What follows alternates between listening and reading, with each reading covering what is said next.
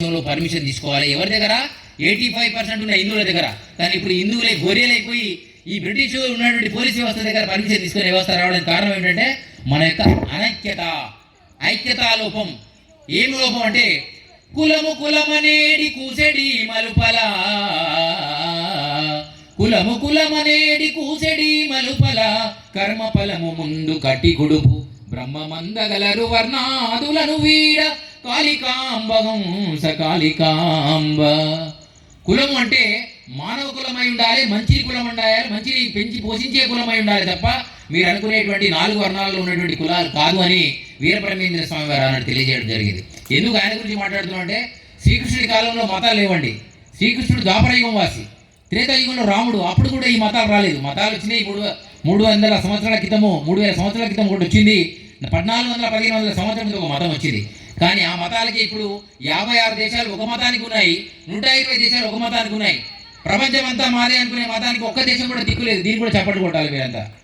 మా వాళ్ళు చాలా మంది అంటున్నారు, స్వామి మీరు చప్పట్లు ఎందుకు కొట్టిస్తున్నారని. మీరు నిద్రలోకి పోతున్నారు కాబట్టి చప్పట్లు కొట్టించాల్సి వస్తుంది. ఎందుకు అంటే ఈ దేశంలో ఇప్పుడు రేపు ఏదైనా అంతర్యుద్ధము బహిర్యుద్ధం వస్తే మనకు హుసేన్ సాగర్ ఒకటి, పక్కన గడిపేడి చెరువు ఒకటి, 2 ఖాళీ ఉన్నాయి. మీకు ఆలోచన చేసుకోండి.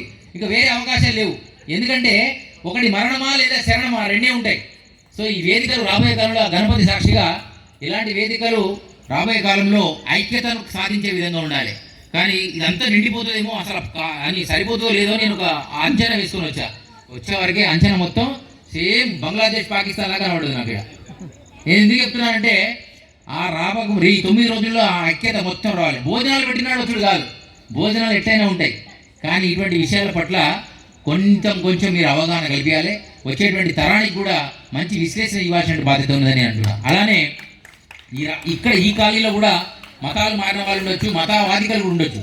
మతము మత్తు గూర్చు మార్గం ముకారాదు, మతము మత్తు గూర్చు మార్గం ముకారాదు, తోడేలగుట మంచి త్రోవగాదు, నరుడే బ్రహ్మ మెరుగ నారాయణుండవును, కాళికాంబహంస కాళికాంబ. మతము అనేటువంటిది మత పదార్థం లాంటిది. ఇది మానవ సంబంధాలను, మనుషులను ఆగం చేసేటువంటి మతాలు ఈ దేశంలోకి వచ్చి మొత్తం దేశంలో సంస్కృతిని, సాంప్రదాయాలను ఆగం చేశాయి. ఇప్పుడు మన ఆడపిల్లలు, ఆవులు 2 కనుమరుగయ్యే పరిస్థితి వచ్చింది. లవ్ జిహాద్ విషయంలో కొన్ని 100 కేసులు మనం వాట్సాప్లలో చూసాము. కానీ ఏం అనలేని పరిస్థితి. ఏమిటో తెలుసా, మన అమ్మాయే పోయి నాకు ఈయననే కావాలి అన్న తర్వాత ఈయన రాజు కొడుకైనా రంగని కొడుకైనా సపరేట్గా వంగి దండం పెట్టాల్సింది. ఎందుకంటే 18 సంవత్సరాల వరకు హక్కులు మన రాజ్యాంగం కల్పించింది. ఒకసారి ఆలోచన చేసుకోండి. మీ పిల్లలకు అన్ని విషయాల పట్ల అవగాహన కల్పించే ప్రయత్నం కూడా జరగాలి. అలాగే ఇప్పుడున్న పిల్లలందరికీ కూడా ఎంతో కొంత మన యొక్క సంస్కృతి సాంప్రదాయాల గురించి అప్పుడప్పుడు కూర్చున్నప్పుడు తాతలు అయితే కరువు అయిపోయారు. ఇప్పుడు తాతలు కరోనాలో చాలా మంది వెళ్ళిపోయారు. సరే ఉన్న తాతలన్నా కొంచెం సంఖలో కూర్చున్నప్పటికి పిల్లలకి ఈయన గణపతి, ఆయన శివుడు, ఈయన శంకరుడు, ఈయన చరిత్ర ఇది అని అప్పుడప్పుడు చెప్పండి. లేకపోతే రాబోయే కాలంలో సాలార్జింగ్ మ్యూజియంలో గణపతిని చూసే పరిస్థితి వస్తుంది. 5 రూపాయలు టికెట్ పెట్టి ఆలోచన చేసుకోండి.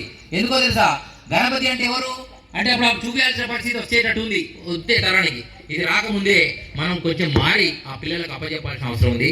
ఈ భజన మీరు అనుకున్నట్టుగా ఏదో సడన్గా వచ్చి పాడితే వచ్చే భజన కాదు. 20-30 సంవత్సరాలు పాడితే కూడా ఇంకా కొన్ని తప్పులు పోతున్నాయి మాకే. కారణం ఏంటో తెలుసా, సరస్వతి నోట రావాలి అంటే నువ్వు తపన చేసి ఉండాలి. పూర్వజన సుకృతంలో విద్వాంసుని కొడుకుంటాల్సిన అవసరం లేదు. కానీ నీ తపన లోపల గట్టిగా ఉంటే అమ్మవారు వచ్చి నీ తలలో కూర్చుంటుంది. అలా ఉంటే నీ వాక్శుద్ధి గట్టిగా ఉంటుంది.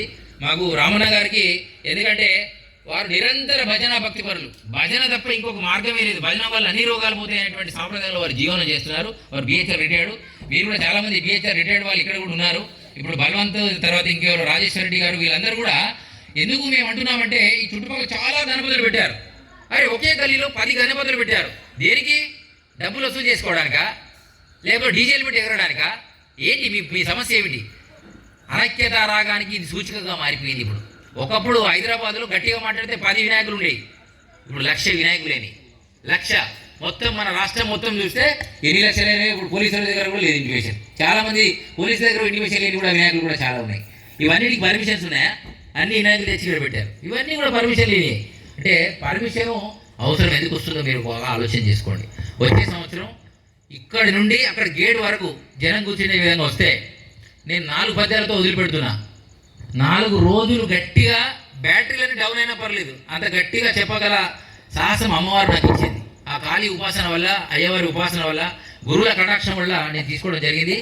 నేను రామాలయం అయోధ్యకి వెళ్ళానంటే నేను రికమెండేషన్తో పోలే, నాకు ఎవరు రికమెండేషన్ చేయలేదు, ఏం చేయలేదు. కేవలము ఇలా చొచ్చుకొని వెళ్ళి సమాజంలో ఉన్నటువంటి రుగ్మతను తీసేయాలని నా సంకల్పం. వీరబ్రహ్మేంద్ర స్వామి సంకల్పం కూడా అదే. వారు చెప్పారు ఆనాటి కాలంలో, భగవంతుడు ఒక్కడే అయితే ఇన్ని దేవతలు హిందువులకు వచ్చినందుకు ఈ ప్రమాదం జరుగుతుంది ఏమో అనేటువంటి మన బాధ అనమాట. కానీ మన 33 కోట్ల దేవస్వాములు మనకు రాముడు నచ్చలే, కృష్ణుడు నచ్చలే, శివుడు నచ్చలే. ఈ మధ్య మన ధర్మాన్ని ఆగం చేయడానికి చాలా వచ్చినాయి తెలుసా, అవి కూడా మన దానికెళ్ళి వచ్చినాయి. వాటిని ఏం చేయలేక, వాటిని వదులుకోలేక వాళ్ళు కూడా మన వాళ్ళే అని ఆలోచనతో వాళ్ళతో స్నేహం చేస్తున్నాం ఈ మధ్యకాలంలో. ఈ కాలంలో ఇప్పుడు ఇక్కడ ఈ పక్కన చిన్న పాయింట్ చెప్తా మీకు. గాజుల బాబా షాప్ అని ఒకటి ఉంటుంది. ఇట్లాంటి చిన్నపిల్లలకు జరాలు వస్తే ఇలాంటి వాళ్ళు పెద్ద మనుషులు తీసుకుపోయి వాళ్ళ మూడ కూర్చోబెట్టి బాటిల్లో మూత తెచ్చి తుప్పు అని ఉంచి ముఖం మీద తుప్పున కొడితే దయ్యం పోతుందట. దయ్యం పోయేది వాళ్ళ దగ్గర కాదు, నీ దగ్గర దయ్యం ఉంది. దయ్యం నీ దగ్గర ఉంది, ఈ దయ్యం ఇక్కడ పోవాలి. అంటే దేవతలు పోయారు, పురోహితులది అయిపోయింది, గురువులది అయిపోయింది. ఎందుకు ఈ సాంప్రదాయం అంటే గొర్రె బతుకులు హిందువులకు అవసరం లేదని నేను చెప్తున్నా. మనం అందరూ సర్వమత సాంప్రదాయాన్ని మనం పాటించాలి. కానీ ఇప్పుడు నువ్వే పోయే కాలం వచ్చింది. ఇప్పుడు నువ్వు ఆలోచన చేయాలి.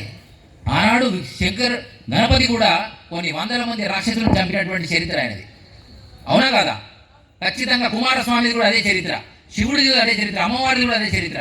ఇప్పుడు దీని తర్వాత వచ్చేది అమ్మవారి నవరాత్రుల్లో దుర్గముడు అనే రాక్షసుని సంహరించడానికి అమ్మవారు అవతారం ధరిస్తే అది దుర్గమ్మగా మారింది.